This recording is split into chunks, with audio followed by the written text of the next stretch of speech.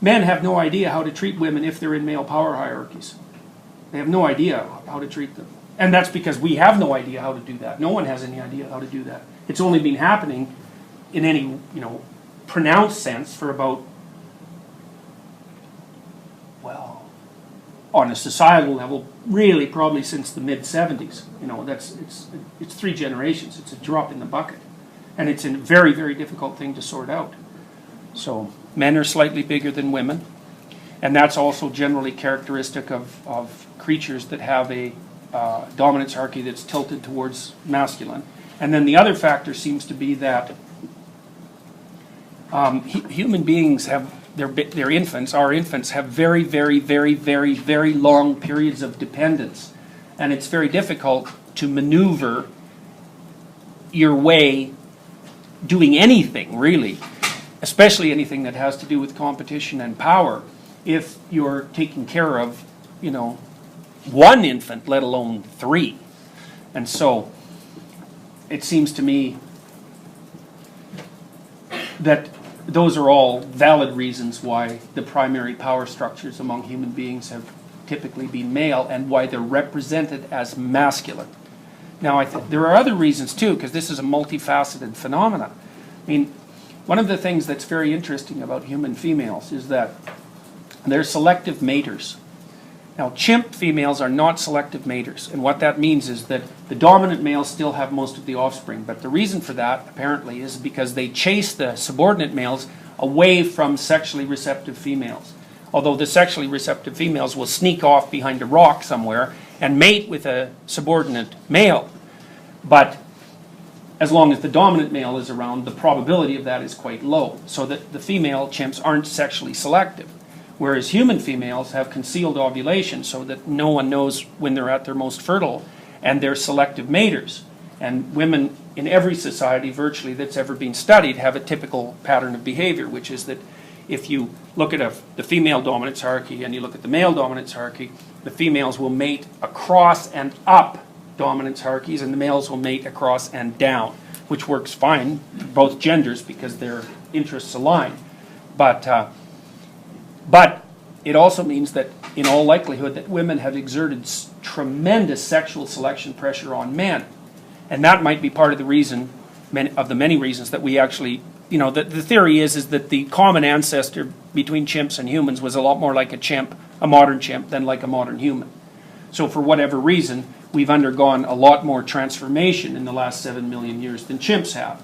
And one possible reason for that, and I think it's a highly probable reason, is that sexual selection operated a lot more viciously, so to speak, among humans. It's operated to the point where you have twice as many female ancestors as male. And you might think, well, that can't be possible, but here's how it's possible. It's like only every second man had a child. Well, all women had 1. Now, of course, that isn't what happened. But on average, that's what happened. So who's responsible for the male dominance hierarchy? Because you could say, well, it's male competitiveness, but you could also say, yeah, well, it's an inevitable function of female selection. And so, which is not an argument that you hear very often. But I think it's a very difficult argument to escape from. And that leads us to our next hypothesis. So we're going to say, well, the masculine dominance hierarchy is represented as masculine. I'm going to call that the Great Father for the time being. And that's the permanent dominance hierarchy of men. And it's always there. It moves through history. It's different men all the time. But it's like the men slot in and out as they are born and die, but the structure itself stays intact across forever. It's always there. It's been there at least for millions of years. So for our purposes, we'll just call it permanent. It's a permanent part of experience. And it's a big part of it. And, as culture gets more and more, covers larger and larger expanses of territory and gets more and more sophisticated, it's an ever larger part of reality. So, most of us spend almost all our time coping with the dominance hierarchy and almost none of our time combating nature. You get wet, and today you get wet for a little while and that's it, but most of the problems that you would face in a purely natural environment, it's like you're so distant from them that you can hardly even imagine. You can't even imagine what it would be like, in some sense, to be in an environment like that. So the question was, what drives women to move to the top of the hierarchy? it's something that's worth discussing. So if anybody objects to what I'm going to say, then please do, because I'm not, dishing this out as received truth. I've been trying to figure this out, and this is what it looks like to me. The first thing is I think that male and female dominance hierarchies both exist, but they're different. And that females compete with each other intensely, but they don't compete for the same things. And they don't compete the same way. So let me tell you a little story. This is a bit of a divergence, but it's an interesting point. And one of the questions I've always been asked in this class is because I'm going to lay out a hero story for you, and the fundamental hero archetype. And the hero is masculine in mythology, and so the women always ask, well, what about the role of the woman? And it's like, it's very, very complex, which of course all you women already know, because it is very, very complex. So, but it isn't something that, first of all, I don't think it was a question that would have been asked before the invention of the birth control pill.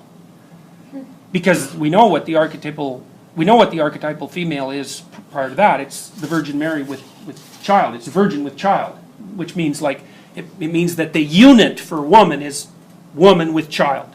It's not woman, it's woman with child. And, well, it's obvious why that is, because as soon as you become a woman, in most societies, you have a child. Before that, you're a girl, and that's in some sense, that's irrelevant. In terms of your destiny. Now you might say, well, what's your archetypal pattern if you're not a mother? Well, the way it looks to me is that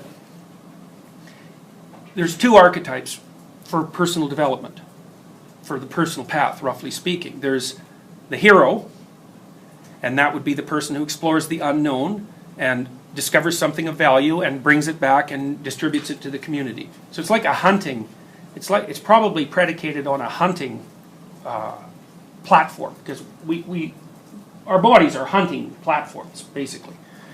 So, and one theory about what men did, which is a very probable theory, is that they went out and hunted for meat. And chimps like meat. They'll eat it whenever they can, although they're not very good hunters, but they will definitely eat meat. And human beings are so good at hunting that we probably, well, for example, we probably wiped out the mammoths.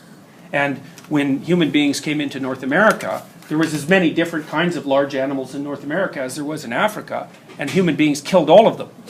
And that was just with, they didn't have our notion of technologically sophisticated weapons. It was bows and arrows and clubs and spears, and nonetheless, they got rid of everything, large cats, giant beavers, mammoths.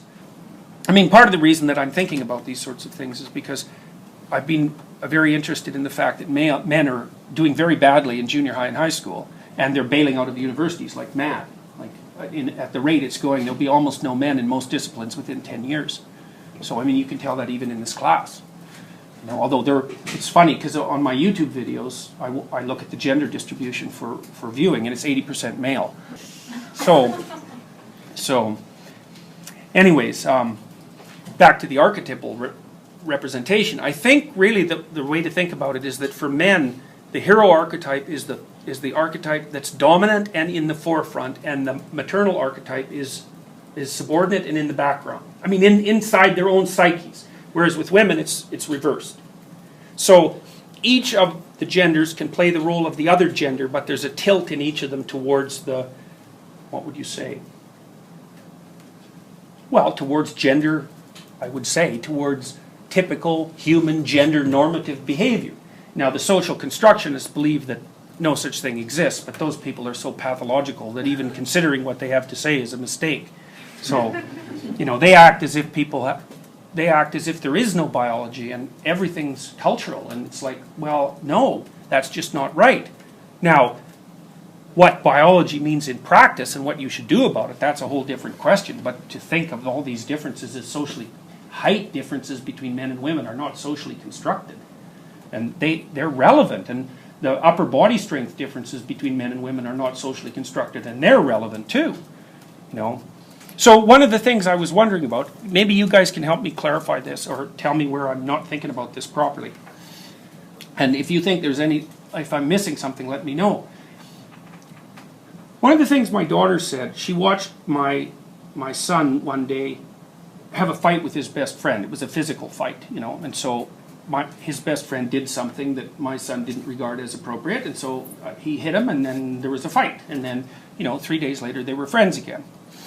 And my daughter said to me that she was very annoyed by that, which wasn't the fight exactly, but the fact that they could have a fight and then they were friends again 3 days later, because she said that that option wasn't available to women. Right? Now, and the option that the men have is, well, if you get out of hand, I'll just sock you one. And then we'll have established where the boundaries of civilized behavior begin and end. And I would say that, in my experience, if I'm talking to someone who's self-confident and masculine and accomplished, there's always an undercurrent of potential violence. It's an undercurrent. And that's actually an undercurrent of respect, which means like there's things that we can do to each other in a civilized way, but there are rules that if you break, like all hell's going to break loose. And one of the consequences of that is that it doesn't. Right? Now, the typical bullying pattern for women in high school and junior high is reputation destruction. And I'm wondering, what are the implications for the conduct of behavior if there is no recourse to aggression to solve disputes? Because they don't get solved. I've tried to analyze what it means to say no to someone. Because no means something, right? No means, well, if you tell a child no, what you're basically telling the child, as far as I can tell, is that if you continue doing that, something you don't like will happen to you.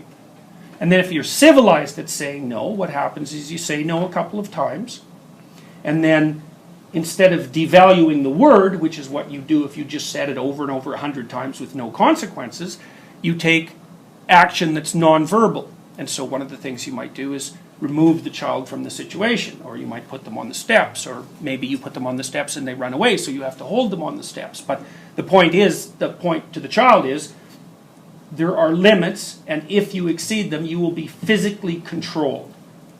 What if there's no option for physical control? What happens? Well, I don't know the answer to that. I don't know what women do about that, but I also don't know what men do about that in relationship to women.